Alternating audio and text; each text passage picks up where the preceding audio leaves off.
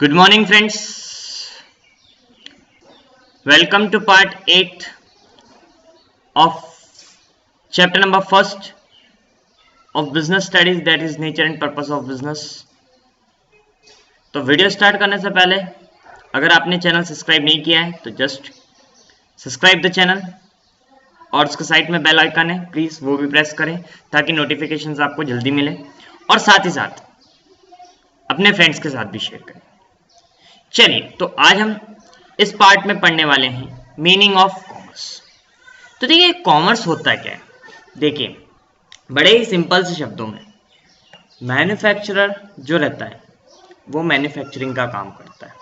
Manufacturer जो रहता है वो मैन्युफैक्चरिंग का काम करता है, लेकिन उसके लिए ये पॉसिबल नहीं है मैन्युफैक्चरर के लिए कि वो हर एक इंडिविजुअल कस्टमर तक जाए और उस माल को पहुंचाए जो गुड्स उसने प्रोड्यूस करे हैं।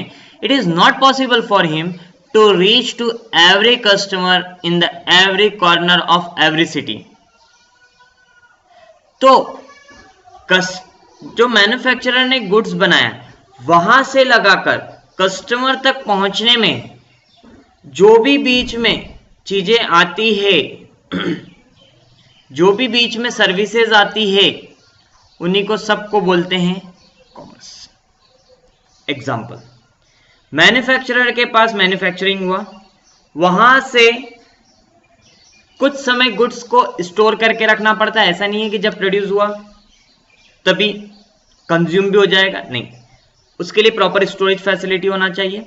तो वेयर हाउसिंग स्टोरेज ये कॉमर्स में इंक्लूडेड है। वहां से चल के ट्रांसपोर्टेशन, वहां से गोडाउन से माल उठाकर लाना है, आपके रिटेलर तक पहुंचाना है, होलसेलर तक, रिटेलर तक पहुंचाना है।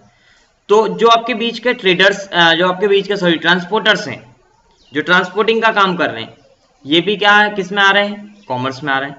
फिर ट्रांसपोर्टेशन हो गया। अब ट्रांसपोर्टेशन के बाद में अब आपका माल बेचेगा कौन, व्यापारी बेचेगा, trader. Trader is also a part of commerce. Trader से आपको पेमेंट कलेक्ट करना है, ट्रेडर से आपको पेमेंट कलेक्ट करना है, दैट वो काम कौन करेगा, बैंकिंग। तो बैंकिंग भी आपका किस में आ गया, कॉमर्स में आ गया। ठीक है, और सभी एक्टिविटीज, आपका एडवर्टीजमेंट, आप अपने प्रोडक्ट के बारे में जानकारी देंगे, ठीक है, उसके साथ ही साथ telephone services, telecommunication, postal services, ये सब आपके कॉमर्स में। मतलब सिंपल सी बात है, आपको जो एक आपको जो है, जो भी चीजें, जो भी सर्विसेज आपको एक प्लेटफॉर्म दे रही है बिजनेस करने के लिए, वो सभी चीजें किसमें काउंट होगी, कॉमर्स में काउंट होगी। ठीक है, देखते हैं। Commerce refers to all those activities which are concern with the transfer of goods and services from the producer to customer. तो प्रोड्यूसर से कस्टमर तक अगर कोई माल पहुंचाने में या फिर एक प्लेटफॉर्म प्रोवाइड करने में अगर वो आपको हेल्प कर रहा है, then that will be included in commerce। First पढ़ते हैं इसमें, रिमूविंग द हिंड्रेंस। बेटा हिंड्रेंस का यहाँ पे मतलब होता है बाधा, कठिनाइयां। तो removing the hindrance of person by making goods available to consumer produced from the producer through the trader. देखिए, माल जो है व्यापारी ने, माल जो है प्रोड्यूसर ने बना लिया, उसको आप कस्टमर तक कैसे पहुंचाएंगे, थ्रू ए ट्रेडर। तो ट्रेडर आपके किसकी काउंटिंग में आ गया बेटा, trader is in the counting of your commerce. Transportation, remove the hindrance of place by moving the goods from place of production to market for sales.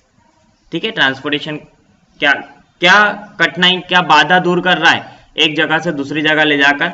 वो ये जो है प्रॉब्लम जो थी कि प्रोड्यूसर से मार्केट तक कैसे पहुंचेगा, तो वो इस प्रॉब्लम को सॉर्ट आउट कर रहा है। स्टोरेज एंड वेयर हाउस, ये क्या प्रॉब्लम सॉर्ट आउट कर रहा है, ये वो प्रॉब्लम सॉर्ट आउट कर रहे हैं कि अभी माल बन गया लेकिन अभी बिकना नहीं है, बिकेगा बाद में।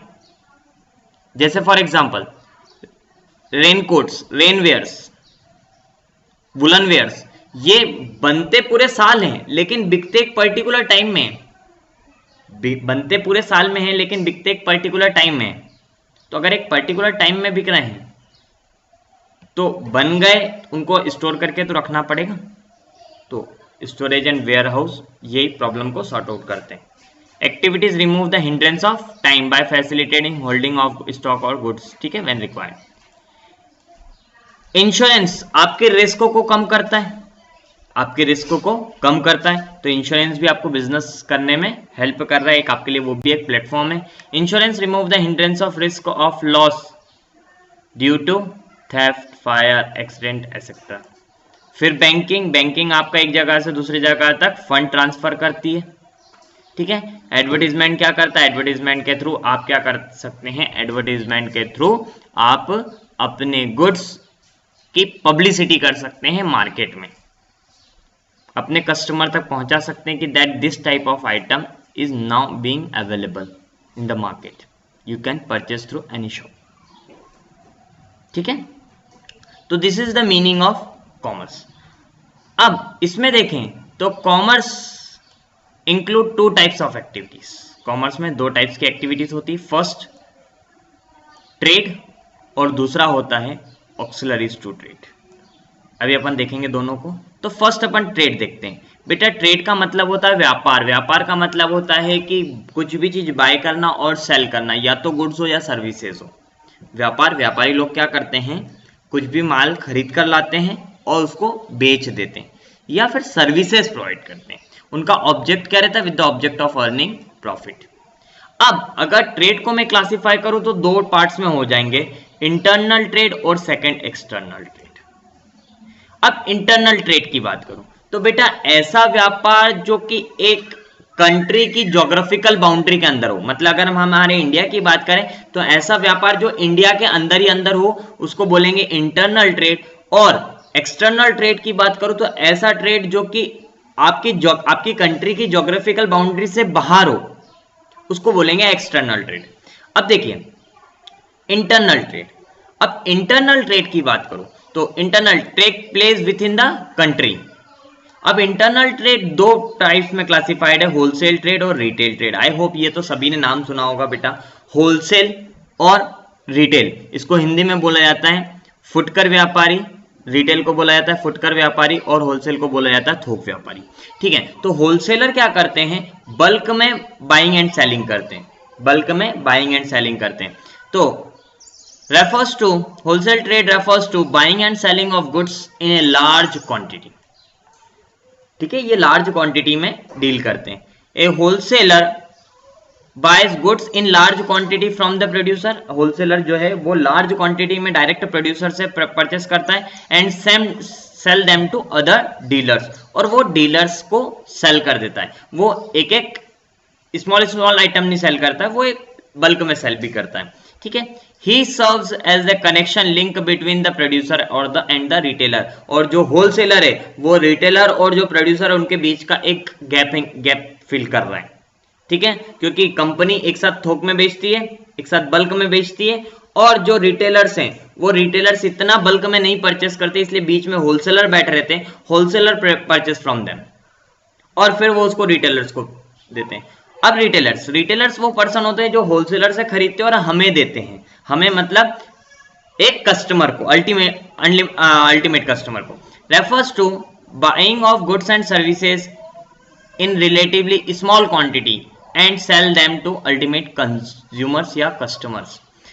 तो ऐसे रिटेलर्स, ऐसे पर्सन, ऐसे ट्रेडर्स होते हैं जो कि क्या करते हैं, होलसेलर से परचेस करते हैं और जो लास्ट एंड कंज्यूमर है उस गुड्स को जो कंज्यूम करेगा उस कंज्यूमर को सेल आउट करते हैं। तो this is the internal trade. अब एक्सटर्नल ट्रेड की बात करें तो एक्सटर्नल ट्रेड ऐसा ट्रेड जो कि कंट्री से बाहर हो, तो trade between the two countries. अगर कंट्री से बाहर होगा तो बेटा दो कंट्रीज में आपस में ट्रेड होगा। अब इसको अगर मैं क्लासिफाई करूं तो तीन पार्ट्स में क्लासिफाई होंगे, इंपोर्ट, एक्सपोर्ट और इंटरपोर्ट। आई थिंक इंपोर्ट और एक्सपोर्ट तो आप लोग बहुत अच्छे से समझते हैं। इंपोर्ट मतलब बाहर किसी दूसरे कंट्री से माल परचेस करना, एक्सपोर्ट मतलब दूसरी कंट्री को माल बेचना, फिर इंटरपोर्ट समझते हैं। तो if the goods are purchase from another country it is called import, और if the goods are sold to another country it is called export. And now what do you mean by interport? बेटा interport का मतलब होता है कि कहीं दूसरी country से कुछ परचेस करना, लेकिन not for our own consumption, not for our country consumption, हमारी खुद की कंट्री के कंजम्पशन के लिए हम उसको दूसरे को बेच देंगे, हम उसे दूसरे को बेच देंगे, मतलब कहीं और से, हमारे पास नहीं, हम कहीं और से खरीदेंगे और हम किसी और को बेच देंगे। ठीक है, तो entrepot, when goods are import from for the purpose of export, for the purpose of export, में यहां पर टाइप कर देता हूं फॉर द,